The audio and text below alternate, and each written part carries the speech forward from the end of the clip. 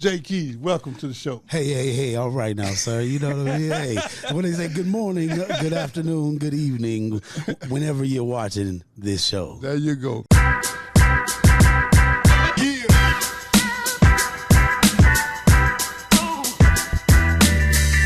Welcome to the Look Like Somebody podcast. I'm your host, Ricky C. Simmons. You know, I always do my best to try to find guests that have dealt with adversity, dealt with some things that weren't always the way they wanted, but we turned it into a redemption story. You know, and this one here today is very special to me because, well, you'll hear about it. I'd like to let him tell his own story. But I'll be honest with you guys, man.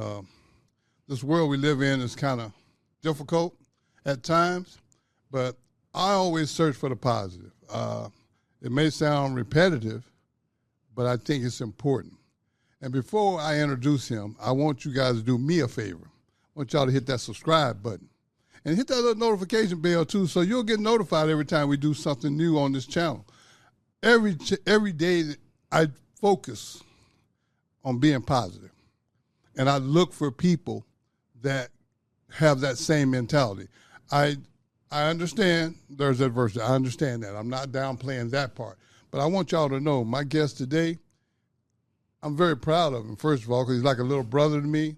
But I want y'all to hear the whole story. So, J. Keys, welcome to the show. Hey, all right now, sir. You know what I mean? Hey, when they say good morning, good afternoon, good evening, whenever you're watching this show. There you go. Yes, sir. But, Jay, you know, man, to be honest with you, first I got to say thank you, you know, for taking time out of your busy schedule to fit me in. And to me, I want everybody to know what I know and more, because a lot of times our society has kind of misled us into believing that once we make some bad choices, you know, it's like life is over. Mm-hmm. But I'm looking at a person that I know has totally changed his life, yes, sir. And it's all for the good and is doing big things. So I just want to get right into it, man. Let's start off. Let's go back to the beginning. Where is J. Keys from, man? Man, absolutely, man. Let me start off by saying that I appreciate you and I thank you because I do view you the same as a big brother. Right. And not to skip ahead, but you know, when I first encountered meeting you while incarcerated, I didn't understand the impact that the words that you spoke would have on my life to this day. Wow, thank you. And that was, that was 14, absolutely, 14 or 15, you know what I mean? So, man, I'm watching the universe just open doors for you and blessing you in so many different ways, and I have to show my appreciation to you real quick as we get started doing this, man. Well, no, I really appreciate so much love. No, I appreciate that. And, absolutely. And you know what? I already knew that. Yes, sir. I appreciate hearing it because sometimes as men, we're not too, I guess I don't know what the right word is, but we're not quick to give another man credit. Absolutely. We're not in tune with our emotions. Right. Well, we're logical individuals by nature. Right. And I think a lot of times when when we embrace that nature too much, that we miss out on things, right? Because being able to focus on the emotion of some things is what makes it what it is. Like, I do music, and emotion is a part of the creation of music. It's Correct. A part of what makes something a hit or an earworm or something that is undeniable. And so being in tune with emotions for me is so huge because I wasn't for a long time. I grew up in a military household. Okay. I grew up, my dad was a pastor. My mom was a missionary. We traveled because of the military, but very strict. It was, do things this way. The corners of the bed got to be pulled tight and folded under and tucked all smooth. And that was the upbringing that I had. But little did I know that I would be longing for more. especially coming back. And once my dad retired, we get back to the States. And he's like, or before we get back, he says, because we're living on Guam at this point. Okay. So that was an adventure and a half, even just talking about Guam. If you haven't had a chance to go, it's a little island. It's U.S. territory. And they got a spot there called the Pacific Islands Club, and it is so dope. Like, they got the coral reef in the bottom of the thing, so you walking and seeing people snorkel, all kind of stuff, man. Wow. That was an amazing time in my life. We spent about 3 years there, so I spent about 3 years in Guam. Gotcha. And so when we came back to the States, it was a decision made based on my father asked me, "What do you think about the snow?" And I'm like, well, I've never seen that before. You know what I mean? I'm from Tampa Bay, Florida. You know what I mean? Like, I ain't never seen snow. I've seen dew. I've seen dew on the grass. Yeah, you know what I mean? yeah. I've never seen snow, and that was the deciding factor for us coming to Omaha, Nebraska. So, yeah, man, I'm 44 now. We moved to Omaha when I was about, 13 years old, 13, 14 years old. Just enough time to like finish middle school and start high school, excuse me. Okay. And so I went to Omaha North, and during that time, that's when actually God gave me the gift. I have to say that, not even just revealed it to me, but God gave me the gift of music. And my father, God rest his soul, his anniversary of his passing is coming up. Easter Sunday is when he passed. So, Pops, we love you. Rest his soul. Continue to rest peacefully. But it was a moment in the middle of the night that I wake up and I go in, I say something to Pops, and I'm like, "Hey, Pop, God just told me I can play the piano, I can play the organ." And he used to tell the stories. He woke up, look at me, boy, take your butt to bed. Ain't nobody say that to you. Nobody say that to you. We'll talk about this later. But little did I know that he was taking heed to what I had said to him that night. And I remember that following Sunday was my first time he just put me up. And he said, if God said that you can, then I'm going to allow you to. And I sat, and I've had no formal training. I've had no formal lessons, but I play everything by ear. And that's the one thing I know God blessed me with. God blessed me with an ear to hear. And when I sit and I listen to something, I listen to it for a few times, and typically I can figure it out almost immediately, if not with a little bit of practice, you know. And I'm grateful for that gift. That's just one of many gifts, right? But right. It's something else to create something like music that transcends like everything you can almost imagine. Music speaks to the heart, the mind, the soul, the body, the spirit, and to be able to be blessed with that gift to move people in such a way, I'm grateful for that gift. Let me say this, man. I know how talented you are, but by the time we finish this podcast, I want everybody to know, because to me, like I said, a lot of times giving credit where credit's due is not our strong point, especially as men. Yeah. You know, and absolutely. that's just any man. You know, I'm not trying to be funny here, but no, I'm just being honest, man. Absolutely. You know, absolutely. It's this macho, tough image that we got to always uphold as men, I think, that sometimes may hinder us or set us back. Mm-hmm. But, you know, growing up, after you finally came to Omaha and you saw your snow for the first time, I know that probably was an eye-opening experience. Opening, you are absolutely But, you know, right. hey, tell us more about the high school experience for you. Oh, yeah, absolutely. So I went to Omaha North. Go Vikings. Come on, V up, go Vikings. You know, shout out to all my Vikings out there. Yeah, so I graduated in '98. High school was an interesting time because we're also talking about a time when I'm looking to find myself. Mm-hmm. I'm looking to figure out who I am as a person. For the moment and then the long term, but in the moment, it's looking for the acceptance. And I don't tell this story too often, but I recall first coming to Omaha, and when I first got here, one of the first things that another young black kid said to me was, "Why are you talking white?" Right. I got you. And so and this leads somewhere.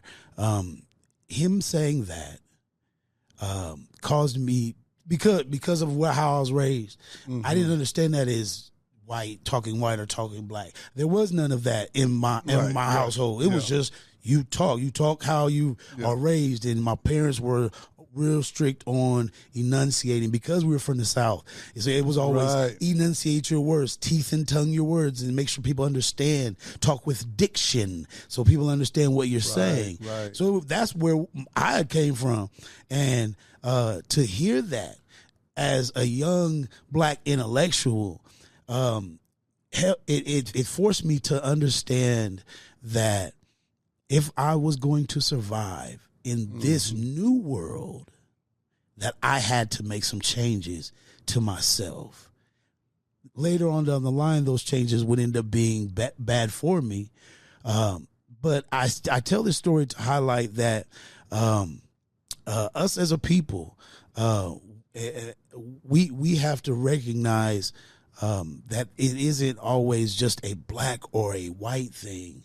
Right. And we'd have to do that because we'll naturally joke or somewhat put down each other for not wanting to be with the tomfoolery, with the jackbonery. Right. There was a young man who was on social media the other day, and that young man was being teased because they were calling him YN, and that just means young. Yeah. Okay. Right. Okay. And his response in the video was, "Hey y'all, don't call me that. Call me YM because I'm a young man. Call me young man." Correct. And I felt that moment. I felt it because somebody's telling me about this story, and I'm like, wow, that's dope. But immediately I'm like, what did they say in the comments? And it was just like, oh man, they was going at it. They was laughing. They were joking. And I'm like, so you telling me that this young man wants to not be involved with the mess, and he's getting teased for it? Oh, absolutely. By his own people, no less. That's what I'm talking about. But I digress. So going through that caused me to lean into I always say it, nefarious activities of the like, right? And thus began my journey into this lifestyle, into this new lifestyle. Again, where I had to change the way I walked, change the way I talked, change the way I acted, change my accent. That was crazy. I gotta say this while I was thinking about that, because see, I was raised by 2 school teachers in the South. Come on, and all my buddies talked with that Southern twang. But listening to you say that, it reminded me of how my mom, in particular, would not even respond to me when I talked like I was in the South. Good example is like. I had one of my friends, I heard him do it, so I tried it on my mom. And it went like this. Hey, Mordil, the ice cream man coming. Can I get some money for some ice cream? She just kept right on washing dishes. And I was like, Mom, you heard me? The ice cream man's coming. Can I get some money to get some ice cream? She said, oh, yeah, baby, just bring my purse. In other words, that was her way of letting me know, hey, we're not co-signing that. Yeah, absolutely. Absolutely. I know it's a Southern thing. I get it. But we're not, and that has paid dividends for me ever since. Yeah. And truth be told, I think that's important, man, because sometimes just on your ability to communicate, there it is, you can be labeled. Yes. And those labels are hard to shake because them first impressions are the ones that seem to last the longest. But I just thought about that. No, you absolutely. So go ahead, man. But I think a lot of us have experienced that growing up, especially those that are in these higher positions or in other positions who are found a way out of these bad and negative situations that whether it's us that we put ourselves in or whether it's outside influences that have come in. Now, I want to switch gears a little bit here. Yeah. Okay. You said, I noticed you had mentioned earlier that, you changed how you walk, you changed how you talk, trying to basically, please correct me if I'm wrong, because I don't know everything and I don't ever want to claim to, but I'm thinking that maybe you was doing that maybe just to fit in. That absolutely was the case. When everybody around you, or that's cool according to whatever the standard was at that time, when those people were putting you down, or were saying you were this or that, it causes you to feel a certain type of way, right? And that's why I'm big even on like bullying and stuff like that. Like, everybody has a story. Everybody has a situation or a circumstance involved in their life. And when you're in high school, people don't get that full story. They don't get the full spectrum of your life. They just get a snapshot. Right. They just get a moment in time and a glimpse. Because I see people on social media that I've known since high school, and those people are some of those people are just now, and and that's a result of that, whether of their decisions, right? Yeah. When I look at where I've been compared to where I am now, again, because of the decisions I made, getting myself to a point where I'm so involved with the life and and I didn't really get totally engulfed into the lifestyle right until after high school. So once I graduated and went to college, and college for that first year, I'm away from the parents. I went to Wayne State for my first year of college. So what, 2 hours away? Yeah. You know. But you're still away. Yeah, but you're still away. Right. And so that was a moment in time. Again, I'm young. I'm developing mentally, emotionally. I get to be away from my folks who are super religious. I've been under this thumb to not be able to go nowhere. I can't do no parties. I can't really kick it. I can't do none of these things. And now I'm 2 hours away. Oh, man, I got in college and I let loose. I partied Sunday, Monday. I think I took off Tuesday, Wednesday, but I was back at it Thursday, Friday, Saturday. And that was my life literally for the entire school year, the first half and the second half. Even getting in trouble with campus police, off-campus police. It was so much activity going on. And I believe my dad recognized and understood that. And he didn't force me to come back, but he advised me very strongly. Yeah, they have a way of doing that. Come on now.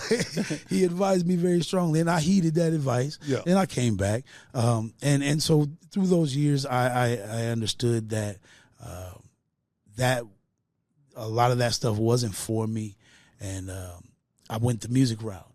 I said, okay, I met a couple guys in college. I'm back in the city. Let's do the music thing. And and for the longest, it was just about the music, and you know, until the drugs come in, then everybody you go from smoking it, then you go to selling it, and now everybody bubbling up, and everybody's now getting new clothes and new cars and all the material. Come on, all the stuff is starting to come, and it's like, oh, okay, so this is what it's like, right? And so here I am. 20-something in my early 20s. So now I'm 21. I have 4 kids. At 21, right? Wow. I have 4 kids at that point. And I'm just like, okay, I might as well just marry this girl. My wife to this day, you know, I love her. Shout out to my wife, Adrian. But during that time, it was about the activity. It was about lifestyle. Come on. It was about me being addicted, because a good quote is, for me, whether you're selling it or using it, you're still addicted. Correct. And it's so lifestyle. Right. And recognizing that a little too late, right? Because in 2011, I made a bad decision. I made a wrong decision with a firearm that costed me 8 to 20 years of my life. And I remember that, and nobody was injured in the incident, but I remember the judge looking at me, and he said, I'm not sentencing you for what happened. I'm sentencing you for what could have happened. Wow. Yeah. Made a statement. Yeah, right. And I didn't understand then. Because I'm calculating. I'm like, good Lord, I got to do 5.5 before I get out. You hadn't been in no trouble before this. Never. I hadn't been in a speeding ticket. Yeah. But nothing. I never been incarcerated. Never been to jail. That was my first time in jail, in county jail. That was my first. So, and it was just a matter of time, right? Because when you're in that life, you may not get caught for the main thing that you're doing. Right.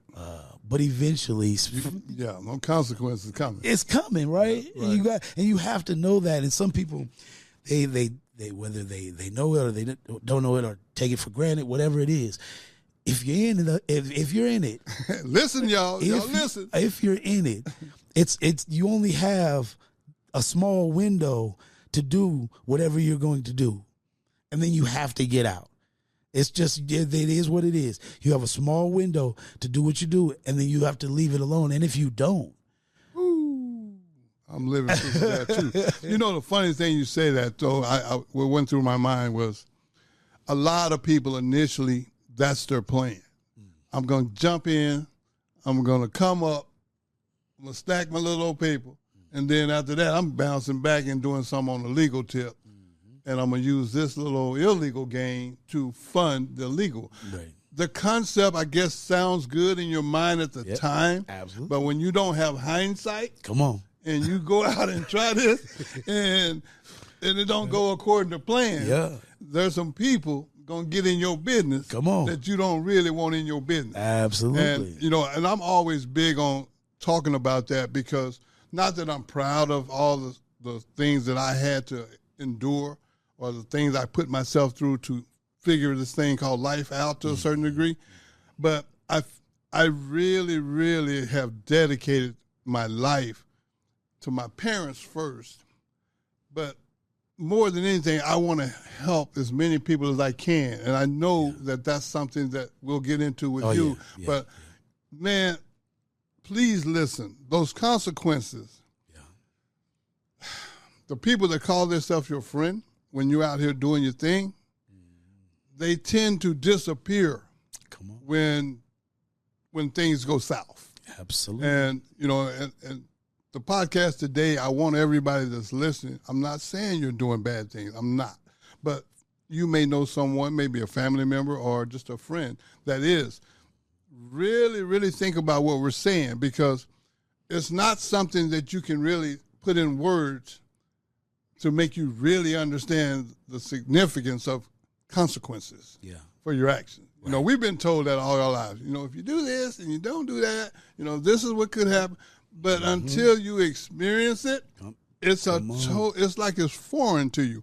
And this is another reason why I'm so glad to have you here, man, because I remember, and I want you to tell this story, because a lot of times when you turn your life around, people assume that you just, you isolate from everybody, which I guess that's okay if that's what you need to initially turn yourself around, because if you don't know any people that are trying to do what you're doing, isolation probably is not a bad thing.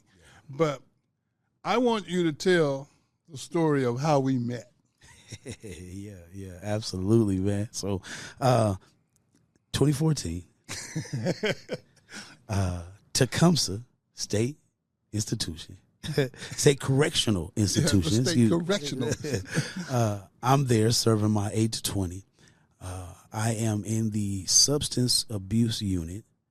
I'm just getting into this moment of wanting to change and be different and still be me, right? Not to change me, but to change how I responded to people, to things, how I responded to my environment. That's where I wanted to be. And all I remember is I think his name was Mr. Bless. I think Mr. Bless invited you to come and speak with us.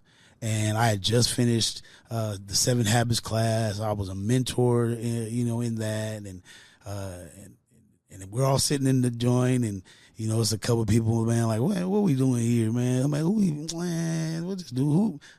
Some people like, man, I heard this dude gonna be a comedian, man. I heard it's gonna be this, and all these people, they're saying what they think is getting ready to happen. And I just remember you coming in, and the distinctiveness of your voice shook the room. In that moment, it shook the room, where guys instantly understood respect. Because in that place, that's you know, respect is that's top. That's top, right? Yeah, if you ain't got that, boy, right. It's gonna be a problem. Absolutely, right. and the way that you came in and you came across, and the way that you spoke and conversed, it put men in such a position of comfortability to be able to be vulnerable. We talked about emotions at the beginning, right? Right, correct. It was important that as men that were incarcerated, that we find the emotion in where we're at, to be able to find empathy, especially if there was a victim involved in our crime. Correct. Because there has to be some part in you that says that, oh, I just don't feel sorry for this person. I don't feel bad, but I understand exactly what this person is feeling. Mm-hmm. And because I'm the one that caused that feeling, I want to somehow, in some way, be able to not just apologize, but figure out how to reconcile that.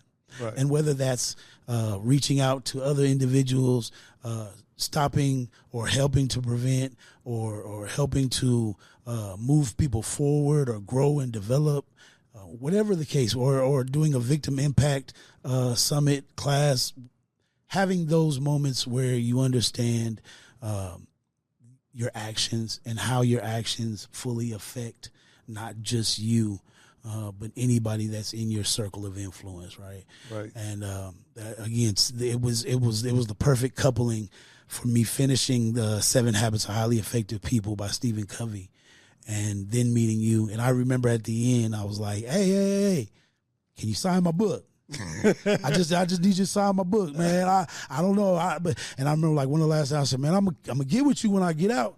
And you were big on that. You were big on, you know, when you guys get out, as a mentor, I'm here if you need me. This, that, and the third. I said, man, I'm gonna hit you, man. Yep. I'm gonna tell you, I'm gonna hit you. Yeah. And it's oh man, how the universe works is I ended up working with some young men who had like a film company of sorts, and through that, they were doing work with you. Mm-hmm. And when I found out who they were working with, I told them, I said, I need to meet him. And I began to tell them the story of how I first met you, and then they said, dude, you need to be in this documentary. And I'm like, what documentary? And they're like, the guy you're talking about, we're doing a documentary on him. Yep. And bro, this would go perfect because we're at the end and this would bring it all together. I'm like, wait, what? Yep. They said, bro, can we set it up? We'll have you walk in and y'all meet face to face for the first time since. I said, man, quit playing, man. Quit playing. Now, here's the funny part. Here's the funny part of me. I walked in and I'm so, I guess I'm so, I don't know if it's starstruck or like, cause seeing you again for the first time since then, like my mind went total blank. And I remember being like, it's my guy, Ricky Williams. hey. And so I don't know if it was you, somebody behind me was like, Simmons. I was like, wait, what? That's what I said. What are you talking about? And I remember going back and looking at the film and was like, yo, I'm sorry, my bad. I did not, bro, I blanked. I blanked because now I'm getting to, I'm not just following through. Yes, I am. I'm following through with a promise I made to myself first, and then uttering those words saying, man, I'm going to see you when I get out. Right. Not knowing that the universe was moving in a mysterious way for that dream to be fulfilled. You know, I was sitting here thinking, because I remember when I came to Tecumseh, I didn't know you You know, because it was a large group of men. Absolutely. You know, Absolutely. and I had been in so many of those environments speaking that I understood one thing if I didn't understand anything else. If I don't come in here and give these people the real, they're going to see right through me. Mm-hmm. Half of them don't want to be in here no way. Come on. and half of them talking about, I think I heard a couple of the little, man, what's this about? You know, who is he? I mean, what he going to tell me? Mm-hmm. That, you know, so I'm real comfortable with hearing those type of things because I used to be in that room. Yeah, come on. You know, I used to be one of them inmates. Absolutely. And I would sit in them rooms and I would listen to speakers that came in. And I think it's really what motivated me to become a speaker was while I was incarcerated, I realized that a lot of speakers came in and talked down to people.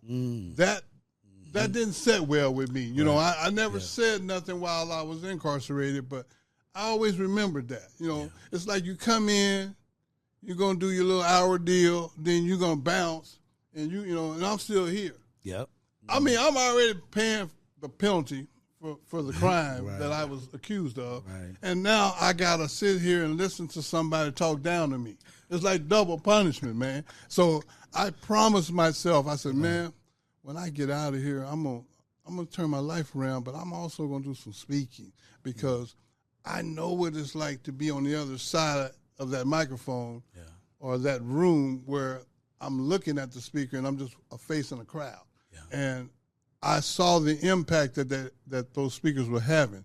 I mean, standing up on this pedestal and talking down to people is really one of the main reasons why I don't do those pedestals now. Yeah. I mean, I don't stand behind a podium. Right. You know, I feel like to me, I'm not saying it's wrong, but for me personally, I would rather move around because to me, it makes it more personal. Absolutely. And as you probably remember, I went right off the bat throwing myself under the bus. Absolutely. You know, you have no problem doing that. No, I stay up under the bus. I got tire tracks on my back right now.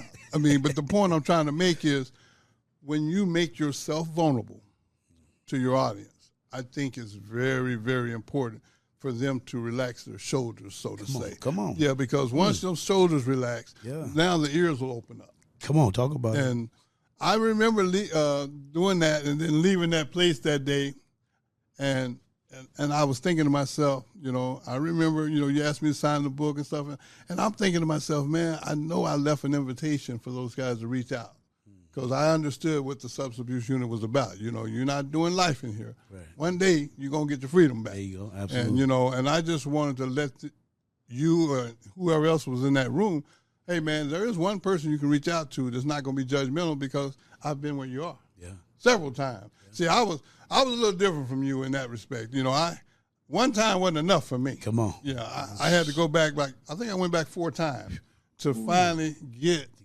their message. These people never once told me, hey, you know what, Ricky, I'm tired of locking you up. I'm going to let you go this time. Just stay out of trouble. They never said that to me. So once I figured out that these people were going to make room for me, even if they was overcrowded, I had to make some changes. Come on. So what I'm saying to you is, man, I'm really proud of you.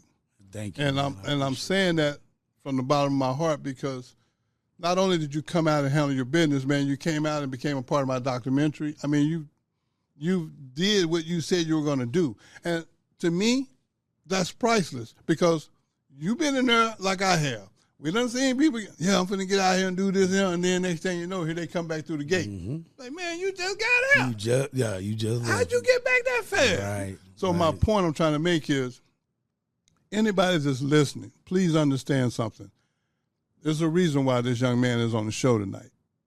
I want y'all to know that it's real important that we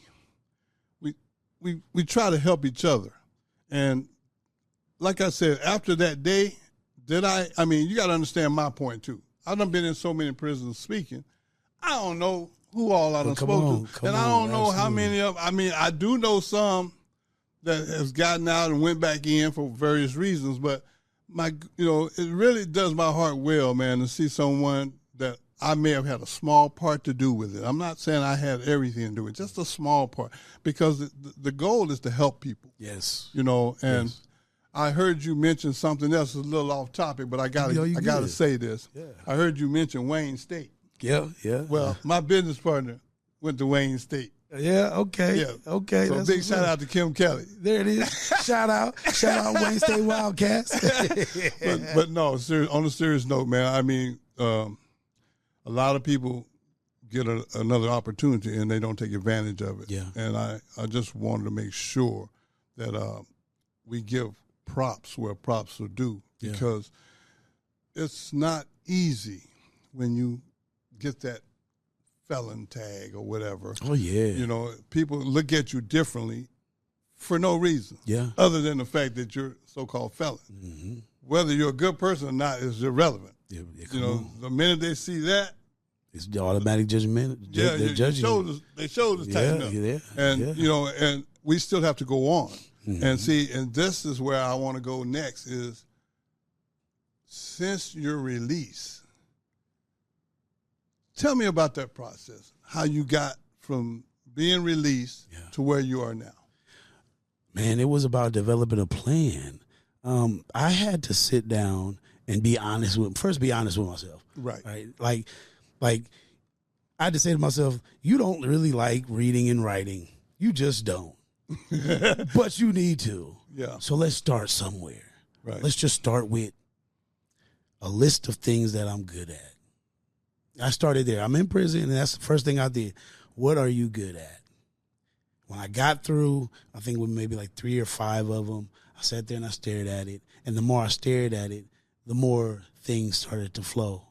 And then I found myself, now I'm down the whole page of things that I can do randomly, whether working on a computer, working certain programs, working certain keyboards, whatever the case, whatever I thought in my mind that I've done or experienced, I wrote it down. Then I made another column, things I want to do.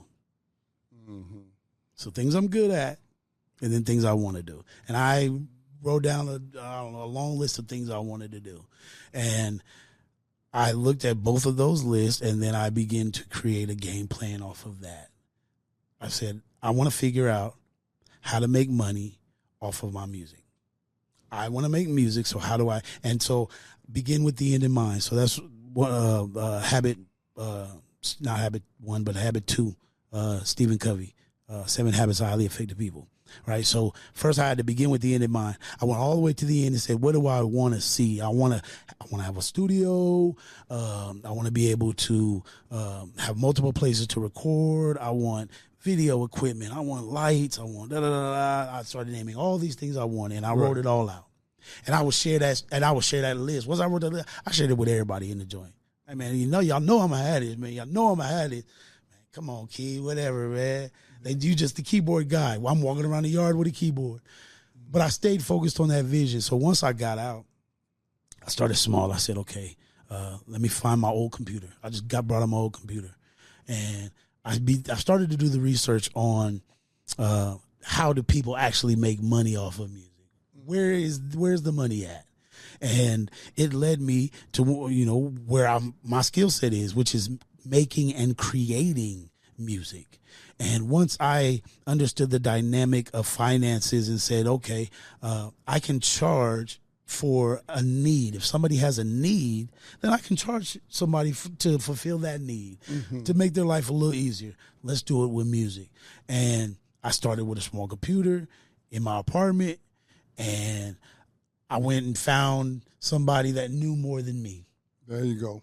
That when it comes to a lot of that recording, I found somebody that knew more than me. I started there, and I developed that relationship until that relationship was no more, and I looked for the next individual that would be able to provide a symbiotic flow of knowledge, and that led me to my guy Flame Classic.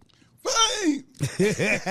Shout out to my guy Flame Classic, man. That's one dude that I got a lot of respect for, man, because I watch him, and I watch both of you through social media, man, the way y'all can put things together. I just got to give y'all both a shout out. I didn't mean to interrupt. No, you good. I appreciate it, man. Yeah. But, man. And see, the thing about Flame and I is we have a long-term relationship. He was my first drummer. So when I first started playing the organ, he was the person that ended up coming to our church. So because we didn't have a drummer, it was just me trying to pluck away. When him and his mother came, he then became my drummer. Wow. Okay. And so now in my developmental years, I'm learning, I'm trying to get it, but I have somebody that's there that understands me, and we're exchanging, like, again, that symbiotic understanding flow of information. Right. And so life put us in two separate places. But once I got out, the universe knew exactly what I needed. And it needed me to be in the mentality that I was back then. Before I got into the activities, before I was heavy into high school like I was, it was like, go back to then. This is probably one of your most innocent stages in your life, man. You're learning your gift, and you're happy doing it no matter how bad you sound. Right. You just happy to make a joyful noise, as they say. And so I'm grateful for that relationship, that business relationship, and then that friendship, that brotherhood that we have. It's helped us get to a point that in our business world that with him I was able to found Triune Beats. That's TRIUNE Beats. You can go to triunebeats.com. There you go. Check it out, y'all. I'm telling you, it's real.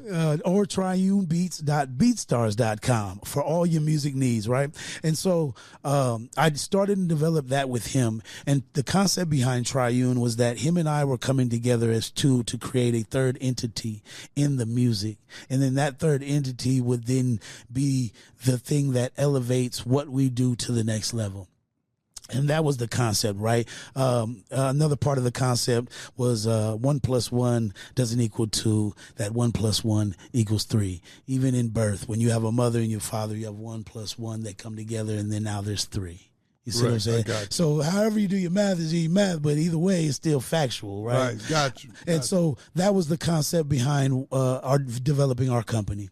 And I'll say within the last 2 to 3 years, we've now had a third business partner who also became partly an angel investor because we sought out a need. We sought someone out that had a need, and we began to fulfill that need. And through fulfilling that need, we were able to develop a partnership. And through that partnership, the investments came. Gotcha. So I said quick, to move time, but I would like people to understand that it's still about you doing the best to develop the gifts that you have, and then finding people that need the area that your gift is great in. Gotcha. Once you find that, you can develop ways to monetize that. Look for the need. Seek the need for what you do best. Whatever your gift is, whatever your talent is, whatever you're good at. If you can find a need, you can get paid for that gift. And I believe that's how God designed us. I believe that's how the universe designed us, to operate fully in our gifts, to operate and in operating on our gifts, we then give God the glory. We then are doing exactly what we were destined to do as human beings. We're destined to live and give life. So my father used to say, if you're not growing, you're dying. I agree with that. There's nothing else to it. Right. Once you reach that cycle of, so I'm always looking for ways to grow. And I just held on to that. Like, no matter what. And look, life hasn't been perfect. Everything hasn't gone exactly the way I wanted it to go during this time. Again, because I got out in 2016, but still had to do 5.5 years on parole. So there was still a ball and chain that was still sitting there like, hey, we're waiting on you to mess up. Yep. We're just waiting on you to take the wrong step. And I made a promise to myself. I made a promise to my mom, my pops. I said, I'm not gonna go back. I'm not gonna go back. I'm gonna make you proud. You know, something that really stands out to me is the statistics of inmates when they get released. Yeah. I don't know the exact number, but I think it's a ballpark around 5 years. They anticipate if you're out 5 years, you're destined to come back. within that first 5 years. Yeah, absolutely. You know, and when I first heard that, I took that on as a challenge. Come on. You know, I was like, you know what? I ain't gonna be one of them statistics. Yeah. You know, and when you said that you had 5.5 years of parole, it's like that's part of the. Come on. I don't know if I got no proof to back this, but that sounds a lot like the part of the trap to me. Yeah, there it is. Absolutely. You know, I mean, it's like we're gonna give him 5 years. That'll be enough rope for him to do himself. Mm-hmm. You know, and unfortunately, the stats are true because a lot of people don't make it past that 5 years. And it's not because they're not good people. It's because your opportunities have shrunk. You know, I mean, just because of the label of a felon. Yeah. And by all means, I am not feeling sorry for myself or anyone that has that label. But until you wear that label, you really can't understand what we're saying. Come on. Because, I mean, a lot of things that we do, a lot of people do, and they take it for granted. We don't. Mm-hmm. We can't. Come on, man. Because, you know, there's a parole officer that's looking. That's waiting. Looking and waiting. Waiting. I mean, and it's like I don't know. I know they're just doing their job, but, man, they on it. Don't, bro. And, and then, you know, they got that connection with the criminal justice system. So the minute you step out of bounds, they have a system in place. Yeah, ready for you. Yeah, and, you know, like I told y'all earlier, they don't turn you away. They're willing to accept. They will accept you. They will leave the light on for you. Come on. Trust me. And if they have to, they'll put a cot on the floor for you. Come on. Yeah, we ain't got no bunks, but, you know, we got a little space up in the day room. Or a boat. They used to call them on the boats. They used to call them boats back then. Man. We give you a boat and a mattress and a pillow, man. And, you know, hey, welcome. Welcome. Yeah. So what I'm trying to say is, and I'm not making fun of people that are incarcerated or people that may eventually be incarcerated or people that's on paper. That's not the deal here. Absolutely. What we're trying to do here is we're trying to put a little humor on it. But sometimes when you put humor on it, people tend to listen a little better. Come on, absolutely. You know, versus you lecturing them. Absolutely. Yeah. Absolutely. But, man, you got out and started, you know, you and your guy started the company. Yeah, so Triune Beats, man, you know, our mission, Triune Beats, helping artists to become the best version of themselves by equipping the underdog with the tools necessary to become the favorite. That's our mission statement. Gotcha. And we don't just sit around and make beats for just randomly. That's not the point. The point is to take on artists and help them understand the best ways to develop themselves. I've gotten into artist development real tough because I see areas in which artists can improve in. And so being able to give that advice, I wrote a book. You know, check it out. It's on Amazon. There you go. You know, check that out. Stay motivated in music. You know, never give up. There it is. Sorry, never give up.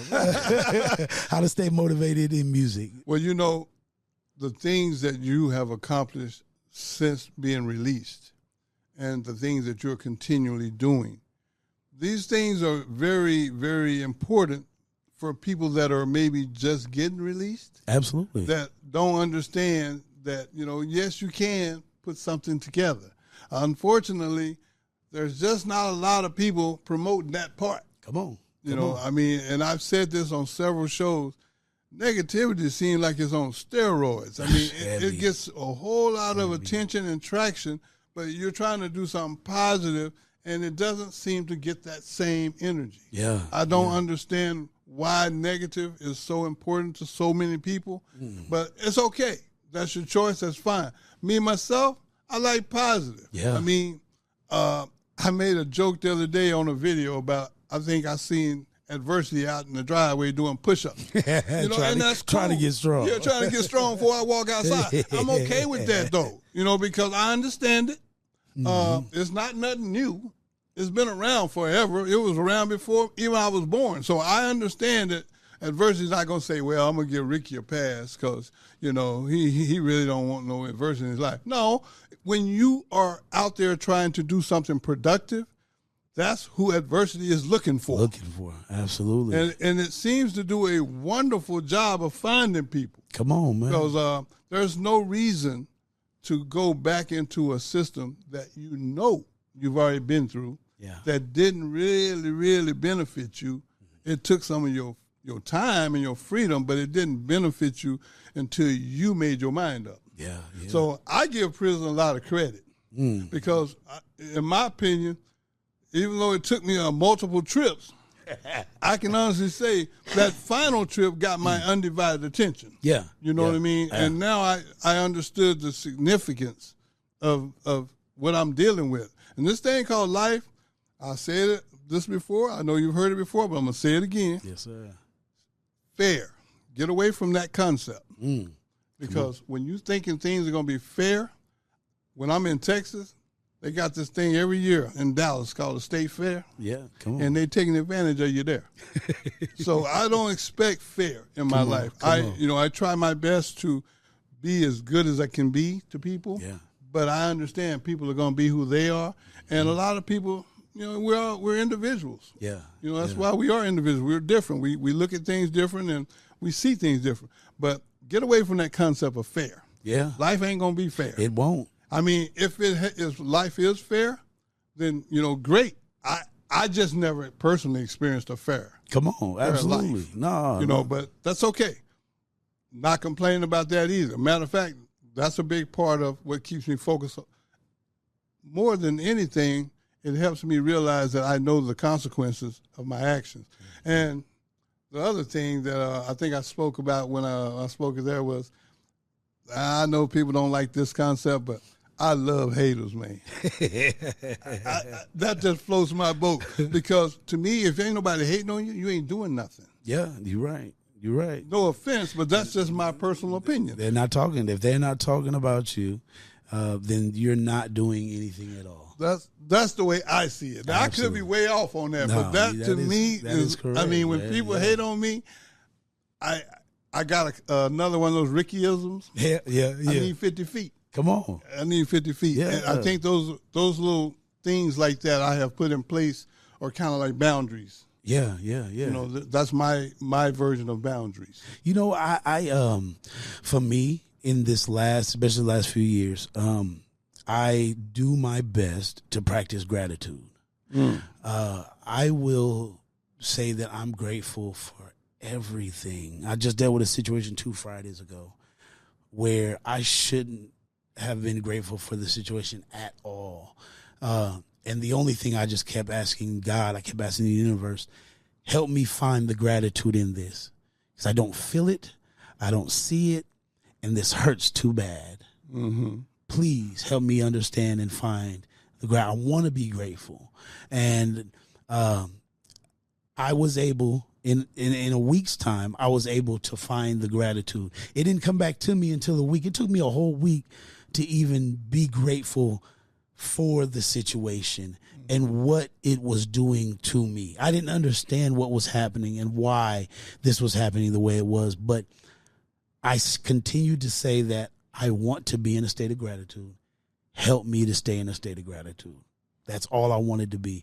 I'm grateful for the job that provides the paycheck, that provides the money, that I have to go to buy the toothpaste for the toothbrush, and that I need to brush my teeth and pay the water bill and pay the. I have to be grateful, right? Because one thing I've learned is the more that I am grateful for everything that I've been blessed with, the more that gives room for more blessings to come in. Right. And the icing on the cake to anyone that knew me prior to this situation is that studio that I said we were going to have, we have. Paradise Studios in Ashland, Nebraska is where we reside. And it's because, again, determination, self-determination. Absolutely. And a willingness to say no, the unwillingness to give up. And I think focusing on that and saying that I'm going to be so selfish that this is going to be the most selfless act I can do. I need to be selfish about my sobriety. I need to be selfish about who I hang around. I need to be selfish about the situations and circumstances that I place myself in. I have to be so selfish that I think about me, my freedom, my life, my future first and foremost. And I use that now. So now that I see that I've been blessed with a lot, if not all of the things and situations and circumstances that I wrote down prior to the life that I'm in now, that I understand that manifestation is real. I manifested all of this because if you want to live a negative life, you're going to manifest that too. See, people just think manifestation is all about the good things, but it's also in how we speak. One thing I've adopted now is the word trying. I've totally taken that out of my vocabulary because anytime that I've heard somebody say try, it usually means no. Right. You gonna be there? Man, I'm gonna try to make it. Wait a minute. Yeah, you either gonna make it or you ain't. There's only one or the other. Right. And so I move every day to say, even if I say the word I try, I'm like, nope, I don't try. I just either do or I don't. Right. And stay focused on the do. That's the biggest thing that's helped me to move forward to my future is just staying focused on the do. And you're going to make me go home and search my basement because I think you've been spying on me. Cause you sound a whole lot like Ricky C. Simmons right there. Come on. Hey, man, but I'm going to be honest with you. On a serious note, sounds like to me your quit button broke too. Come on. You don't know how to quit either. I do not. I say in our song Unstoppable, which is available on all streaming platforms, J Keys. Y'all go check that out. I say I have an E on my chest, and E is for everything, man. That's on everything. I don't have no time to rest. Right. Because I have to be Mr. Everything right now. But I also understand, right, that in attempting to do and be everything, that I have to have my moments to pull back. I have to have my moments to rest because if I don't, I'll burn out. Correct. And burnout is, boy, it looks like rock bottom. I think I heard Will Smith say the other day, rock bottom is the same thing as being at cliff top. Yep. You're in a place where now you're searching for yourself. You're searching for what genuinely makes you happy. And that's you. You know, it's funny you say that because when you was talking, I was thinking about, I had made a post earlier this week, and I talked about, and I want to share that with y'all because we're getting ready to wrap this thing up. But HALT, in order to have a positive mental attitude, HALT is very important. HALT stands for hungry, angry, lonely, and tired. I think you need to try your best to avoid HALT in order to have a positive mental attitude. Because unfortunately, a lot of times you can only depend on yourself to be happy. Come on. Because there's not a lot of people, and I've been at this over 15 years, there's not a lot of people just out there going, yo, Ricky, man, keep being positive. You know, I get more questions of how do you do it than, hey, man, keep doing your thing. I don't need people to tell me to keep doing it. I'm going to do it anyway. Come on now. Because like I said about you, your quit button broke, mine is too. I broke mine on purpose. Yes, sir. Yes, sir. Because I don't want to quit. Yeah. I enjoy helping people. The last thing I want to say too, man, to you is I saw something where you was a speaker somewhere. Yeah. And, man, I'm proud of you for that. Because, see, a lot of times people don't understand when you step onto this stage in front of a bunch of people, you basically put a target on your back. Yeah. Absolutely. You know, and when I saw that online where you was a keynote speaker somewhere, I said to myself, that's what I'm talking about. Yeah, it was a group of young people that I was fortunate to have the opportunity to speak to, at-risk youth, and it put it in perspective for me. That clip was actually one of my second speaking engagements, and it helped me understand me. It helped me understand, okay, it changes. It does change with the audience and the crowd so that moment has helped me to understand the world of being a motivational speaker, and having you as a big brother moving in the seasons of life that you're moving in. All I can do is be grateful and be a sponge.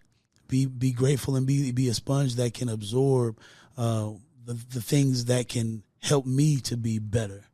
and using you as the example, and I appreciate that. Well, I appreciate you for saying that. You know, I do travel around the country speaking. I have a business partner. Her name is Kim Kelly. I always recommend people go on social media and look her up and reach out to her on my behalf, because she does the things that I'm not good at. Come on. You know, and I remember you mentioning that, where, you know, you found the people that they were good at the things that I wasn't. Exactly, and that's exactly what I had to do as well. So that works for all of us. Come on. You know, again, man, I just want to thank you. Yes, sir. You know, because time is valuable. I don't take that for granted. Yes, sir. And I'm grateful that you were willing to come on and be vulnerable, man, and be transparent. Yeah. Because a lot of us, man, especially when we get it behind us, we want to keep it a secret because, you know, we're afraid of how we might be judged or looked at. Mm-hmm. I mean, I don't agree with that. I think it helps. It helps me, and apparently it looks like it helps you as well. Yes, sir. I mean, because, see, now we don't put ourselves in a position where we can't go to the bar and be knocking them down because everybody got a cell phone. They look at oh, man, Jay Key said don't do this, and look at him. You know, and that post will get way more traction than the post where you stand in front of a bunch of people trying to help people. Yes, sir. Again, y'all, I want to say thank you for tuning in. I need y'all to do me a favor before we go. I need y'all to hit that subscribe button, and there's a little notification bell over there. Hit that. That'll let you know when we're going to put something else out there. Again, a big shout out to Jay Keys, man, for coming and doing the show, man. And bless you, sir. Bless you. I'm just honored, and I'm humble enough to say this. Thank you. Thank you. Man to man. Even though a lot of times as men, we don't like to thank each other because it's too big of a competition. I'm grateful for you. And I'm grateful that you were willing to come and be a part of this, because we're going to make some people think. Come on. And that's all I want to do. I wrap my show up the same way every week. Every day you blessed to see. You got to look like somebody. You got to do that for yourself. Thank y'all. See y'all next time.